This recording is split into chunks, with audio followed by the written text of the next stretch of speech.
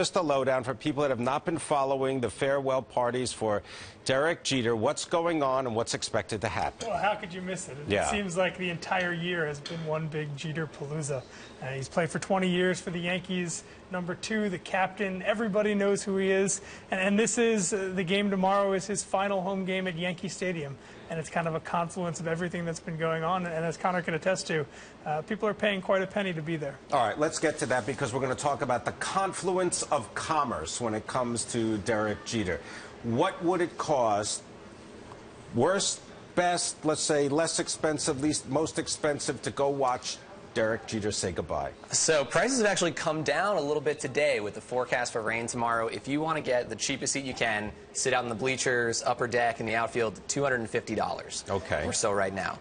If you want to sit behind the on-deck circle, behind the Yankees dugout, and be there up close when Jeter takes his last trip into the dugout, it's more like $5,500, $6,000, and that is per ticket. So for you and a friend, you want to double that. Okay, so let's say you do have $5,500, $6,000 for this. Are there going to be a lot of people there? So the place is going to be packed for sure, and I think even if it does rain, they're going to delay this game till 11, 12 at night if they have to get it going. So I think the place is going to be crowded from 6 or 7 o'clock all the way through to the end of the game. I really don't think that you're going to pay that kind of money to be at the stadium and then leave early or believe that the game's going to get rained out in the end. You're going to stick it out. You're going to stick it out. Yeah. All right. Well, Eben, I want to know about sticking out all those gifts for Derek Jeter. I was looking at socks. Apparently, used game socks are available, but also what manner of paraphernalia that Derek Jeter has touched.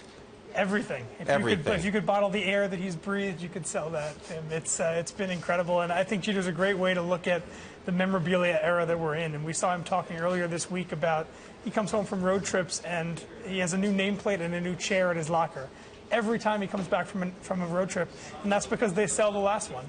And this is such a great opportunity for the Yankees and him to capitalize on, as we've talked about the history of this moment. And you're right, you're seeing socks, you're seeing bases that he's touched, you're seeing nameplates, seats, jerseys he's worn, bats he's used, gloves you name it, they're going to be able to sell it. And I'm sure they'll be bottling the dirt from the game tomorrow. And you'll see that. All right. Now, does all that money leave with Jeter? I mean, obviously, people want to go to the game. They want to see the Yankees, not just the captain, or maybe they do. It's a good question. I don't know if the Yankees have really addressed what life after Jeter is like, especially because the vaunted Yankees teams that I feel like we're all used to over the past 20 years don't seem to have existed for the past few years. And losing Jeter, suddenly this team is just... Mariano Rivera, exactly. Right? Jorge Posada, as well as Andy Pettitte.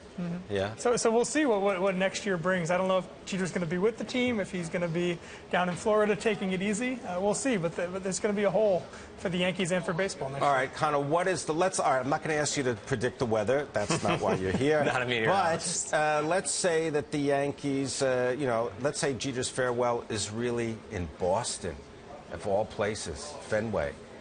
Can you buy tickets? Yeah, absolutely. It's a little bit cheaper there, too. Well, there's a surprise, right? Just a little bit. So Friday and Saturday, you can go see him for $150. And then on Sunday, the average price is about $330 for that game. Really? So it's up there. It's almost as expensive as tomorrow night's game in New York, but it is a little bit cheaper. Obviously, you're able technically to track, whenever Derek is in Jeter is in a game, prices go up? Yeah, absolutely. As he's done his farewell tour across the country, ticket prices have gone up 10 or 20% in whatever city he's in.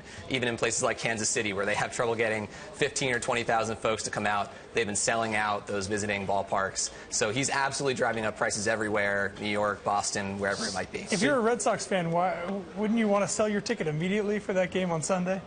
Why would you want to be there to see the guy that's beaten you so many times? The funny thing is, final game. The funny thing is, we're seeing a lot of New Yorkers shopping for tickets in Boston. So about twice as many Yankee fans as we normally see buying tickets for a game at Fenway, they're buying them at double the rate for this series.